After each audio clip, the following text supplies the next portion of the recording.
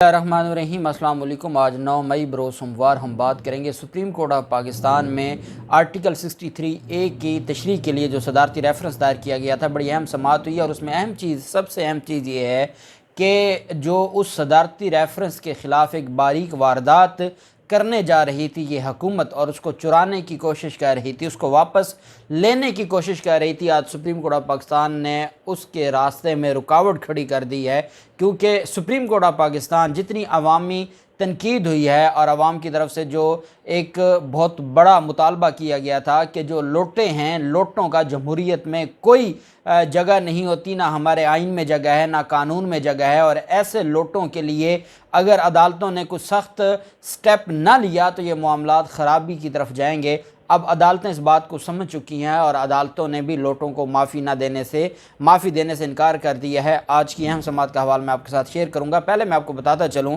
कि डॉक्टर रिजवान जो कि डायरेक्टर FIA थे लाहौर के, जो शहबाज शरीफ, हमजा शहबाज के ख़िलाफ़ मनी लॉन्ड्रिंग का जो जाली TTs का केस है और 16 अरब रुपए की मनी लॉन्ड्रिंग का केस इनके ख़िलाफ़ फ़र्द जुर्म आयद होने के लिए चालान सबमिट करवाया था और इतनी मेहनत से चालान तैयार किया था कि डॉक्टर रिजवान के बारे में शहबाज शरीफ अदालतों में जाकर रोया करते थे कि उसने बदतमीज़ी की है और मेरे ऊपर चीखता चिल्लाता था और मुझे डराता धमकाता था, और बार बार शहबाज शरीफ अदालतों में जाकर यही बात करते थे। आज वो डॉक्टर रिजवान जिनके बारे में उनकी फैमिली का ये कहना है कि उनको दिल का दौरा पड़ा है और वो उनकी डेथ हो गई है, अल्लाह उनके दर्जात बुलंद करे। लेकिन इस पर अरशद शरीफ और शहबाज गिल ने भी आवाज़ उठाई है और उनका ये कहना है कि ये इतनी अचानक जो मौत है, आप ख़ुद अंदाज़ा लगाएं कि अगर तो वाकई आर्ज़ा कल्ब की वजह से डेथ हुई है तो उस पर कितना प्रेशर होगा। ये हुकूमत अभी नोट कॉन्फिडेंस मोशन मंजूर नहीं हुई थी कि उस वक्त रात के 12:45 बजे 9 अप्रैल की रात जब अदालतें भी बैठी थीं कि कहीं कोई आइन की खिलाफ वर्जी ना हो जाए, और वहीं पे उस वक्त FIA ने जो 4-5 लोगों का नाम ECL में डाला था, ब्लैक लिस्ट में डाला था, उनमें एक डॉक्टर रिजवान भी थे। ये हुकूमत जाने से 2-3 दिन पहले उन्होंने रुखसत भी ले ली थी, वो छुट्टी पर चले गए थे और फिर उनको बैरून मुल्क न जाने से रोकने के लिए रात को 12:45 बजे FIA को उनका नाम ECL में डालना पड़ा। और फिर FIA की जो ब्लैक लिस्ट है, बेसिकली जो बैरून मुल्क ना जाने के हवाले से जो है, तो फिर शहबाज गिल की तरफ से, शहजाद अकबर की तरफ से एक दरख्वास्त दायर की गई थी लाहौर इस्लामाबाद हाई कोर्ट में, और फिर सब का नाम उस जो ब्लैक लिस्ट थी उसमें से निकाल दिया गया था। तो डॉक्टर रिजवान के ऊपर कितना प्रेशर था, उनको कितना ब्लैकमेल किया जा रहा था, डराया धमकाया जा रहा था, हरासा किया जा रहा था, कुछ तो था कि आर्ज़े कल्ब की वजह से अचानक उनकी डेथ हो गई। और जो शहबाज गिल और अरशद शरीफ हैं, उन्होंने खैर इसके ऊपर तशवीश का इजहार किया है कि इस मामले पर इंक्वायरी होनी चाहिए, इन्वेस्टिगेशन होनी चाहिए। इतना सीनियर मोस्ट डॉक्टर जो अफसर है और उसके हवाले से ये सारा कुछ इतना अचानक से होना, इस पर सवालात बहरहाल उठते हैं और देखते हैं कि क्या तफ्तीश होती है और क्या होता है। बात सिर्फ ये है कि कोई इनके ख़िलाफ़ बोले या इनके ख़िलाफ़ कार्रवाई करे तो उसके लिए जीना मुश्किल हो जाता है, ये हकीकत है और ये हमें आने वाले दिनों में मज़ीद भी नज़र आएगी, और ये अभी से ये चीज़ें सामने आना शुरू हो गई हैं। आर्टिकल 63A की तशरीह के हवाले से honourable supreme court of Pakistan में आज समाअत हुई। चीफ जस्टिस उमर अता बंदयाल साहब की सरबराही में 5 रुकनी बेंच है जिसने समाअत की है, और दोबारा आज जैसे वजाहत दे रहे थे चीफ जस्टिस अतर मिनल्ला साहब, बिल्कुल वैसे ही उमर अता बंदयाल साहब और उनका जो पूरा बेंच है वो वजाहत दे रहे थे कि क्यों रात के 12 बजे अदालत खुली और किसके कहने पर खुली। इसके ऊपर भी बड़ी सैर हासिल गुफ्तगू की है honourable chief justice Umar Ata Bandial साहब ने। आज उनकी तरफ से कहा गया कि आइन का तहफ़्फ़ुज़ हमारी अव्वलीन ज़िम्मेदारी है, हमने आर्टिकल 63A की तशरीह आज के लिए नहीं, आने वाली नस्लों के लिए करनी है। काश ये आने वाली नस्लों के लिए जो 63A की तशरीह थी ये तब हो जाती तो उन जो लोटे थे उनकी बुनियाद पर ना पंजाब में इतना बड़ा आइनी बहरान पैदा होता और ना वफाक में इतना बड़ा तमाशा लगता और ये सारा कुछ होता। अब इतना लेट करने के बाद अब अगर आइंदा आने वाली नस्लों के लिए ही करना है तो फिर तो उसका मतलब है 2023 को 2025 को जाके फैसला होगा। ऑनरेबल अदालत ने कहा है एजाज उल हसन साहब ने कहा कि कानूनी सवालात पर अदालत अपनी राय देना चाहती है, सवाल सिर्फ आर्टिकल 63A की तशरीह का है, तशरीह वफाक पर लागू हो या सूबों पर हमारा मसला नहीं है। उनकी तरफ से कहा गया कि अदालत की जो भी राय होगी तमाम फरीक इस पर पाबंद होंगे। इसकी पाबंदी, ये जो बात बड़ी अहम है कि सुप्रीम कोर्ट ऑफ पाकिस्तान के हवाले से, सदारती रेफरेंस के हवाले से, जो मुस्लिम लीग नून, माजी में जो मुस्लिम लीग नून थी, जो उस वक्त अपोजिशन में थी, वो ये कहते थे कि ये सदारती रेफरेंस है और ये बाइंडिंग नहीं है, ये एक तरह से मशवरा है सदर को सुप्रीम कोर्ट की तरफ से, जो एडवाइजरी जो रिस्ट्रिक्शन है, इस वजह से ये बाइंडिंग नहीं है। सुप्रीम कोर्ट ऑफ पाकिस्तान कह रही है कि अदालत जो भी तशरीह करेगी तमाम फरीक इसके पाबंद होंगे। मुस्लिम लीग काफ के वकील अजहर सदीक एडवोकेट साहब ने अदालत से कहा कि सेनेट इलेक्शन में अदालती राय का एहतराम नहीं किया गया। इससे कबल सेनेट इंतखाबात में सदारती रेफरेंस के फ़ैसले पर अमल दरामद नहीं किया गया। उन्होंने कहा कि मैंने इलेक्शन कमीशन को बार बार लिखा मगर अमल दरामद नहीं हुआ। सियासी जमातें सदारती रेफरेंस के फ़ैसलों पर अमल दरामद से गुरेज़ा हैं। जस्टिस एजाज उल हसन साहब ने कहा कि हस्बा बिल पर हमारे फ़ैसले पर अमल दरामद किया गया और सदारती रेफरेंस पर दिए जाने फ़ैसले पर हर एक को अमल दरामद करना होता है। हमारे पास फ़ैसले पर अमल दरामद ना होने की कोई दरख्वास्त नहीं आई। अगर कोई दरख्वास्त आई तो इस पर मुनासिब हुक्म भी जारी करेंगे। एडिशनल अटार्नी जनरल साहब ने कहा कि नए अटार्नी जनरल साहब भी अपनी राय देना चाहते हैं। आर्टिकल 63A के तहत नाअहली रेफरेंस इलेक्शन कमीशन में ज़ेर इल्तवा हैं।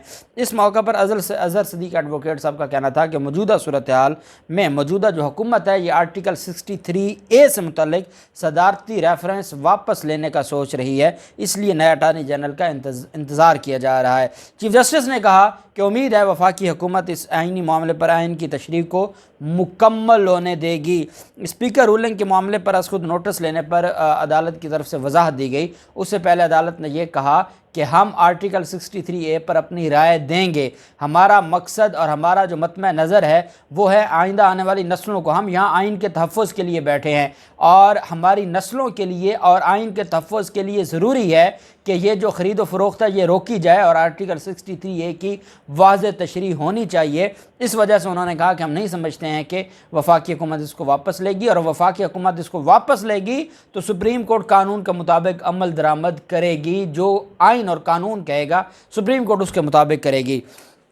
आज खुद नोटिस के हवाले से स्पीकर रूलिंग के खिलाफ जो आज खुद नोटिस था उस पर चीफ जस्टिस ने कहा कि आइन का तहफ़्फ़ुज़ हमारी ज़िम्मेदारी है। आर्टिकल 63A की हम तशरीह करेंगे। उनका कहना था कि पार्लिमानी जमहूरियत के लिए आर्टिकल 63A की तशरीह ज़रूरी है। आज खुद नोटिस किसी के कहने पर नहीं बल्कि बेंच की मर्ज़ी से लिया जाता है। साहब ने कहा कि हम जो आज खुद नोटिस लेते हैं वो किसी की ख्वाहिश पर नहीं लिया जाता, बल्कि हम जब बेहतर समझते हैं हम नोटिस लेते हैं। और उनकी तरफ से कहा गया कि सारे मामले पर 12 जो ऑनरेबल जजेज़ हैं उनकी तरफ से ये कहा गया कि नोटिस लेना बनता है। जो स्पीकर की रूलिंग है उसके ख़िलाफ़, इस वजह से हमने ये जो आज खुद नोटिस लिया था हमने किसी की ख्वाहिश पर नहीं लिया था। उन्होंने कहा कि सबकी राय थी कि ये एक आइनी मामला, इस पर आज खुद नोटिस लेना चाहिए। लार्जर बेंच में इस मौका पर पाकिस्तान तहरीक इंसाफ के वकील बाबर आवान साहब का कहना था कि मैं एक आइनी बहस में अदालत की मुआवनत करूँगा, अदालत का बड़ा अदब व एहतराम है।